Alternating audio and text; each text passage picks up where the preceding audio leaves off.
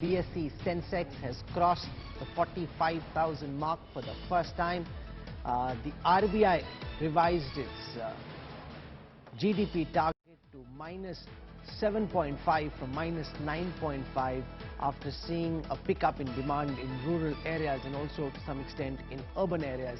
The RBI has also kept the repo rate unchanged at 4%, so no change in the monetary policy being announced this morning by RBI Governor Shaktikanta Das. Rajiv Dubey, our Business Today editor, joins us this morning. 45,000.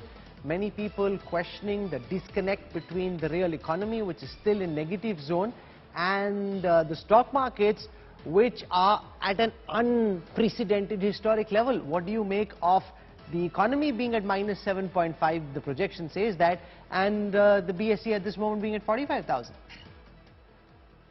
Yeah, Rahul, so the Sensex actually represents only about 30 stocks, and Nifty represents 50 stocks. So these two are on a high because they best stocks. These are the best stocks in the market, and in a crucial time when people are worried about their future, these are the safe havens to which most of the investors will gravitate towards. So most of the investing that is happening in the stock markets are going to the best stocks, and that is why we are seeing a complete sharp rise in Sensex and Nifty. But if you look at the economy as a whole, there are still a lot of signs to worry about, because even though you see the things like power consumption and some of the other indicators that PMI is at a decadal high, you're also seeing better e-way bill generation. However, and GST collections are above 1 lakh crore. However, if you look at it, the power consumption, for instance, in October was lower than what it was in July, June, and in August. And auto numbers that we are seeing are actually very deceptive, because they are on a very low base of 1920, when the auto sector had actually shrunk about 16 to 18%. So not all of these numbers are indicating a revival. The second quarter numbers that the government of India came up with has given RBI the confidence that the economy is not going to shrink 10 to 12% as most economists were predicting. In fact, the RBI is confident that it's going to be about minus 7% and not minus 9.5% that it itself had predicted in the last MPC meeting. So the opening up of the economy, vaccine news, the very fact that the US markets are doing well on the back of another stimulus coming in the US, all of these factors are contributing to the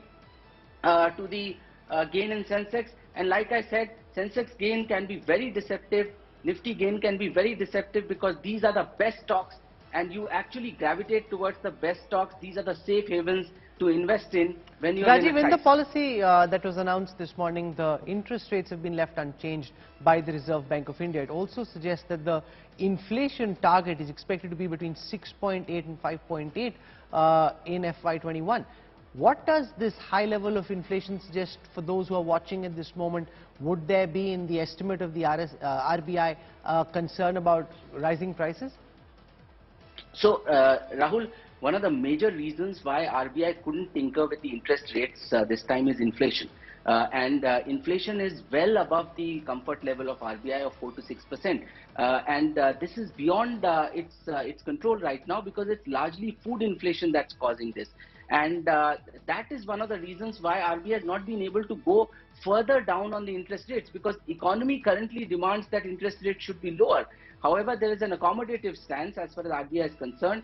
It wants to reduce interest rates, but is not able to reduce interest rates because the inflation is already so high.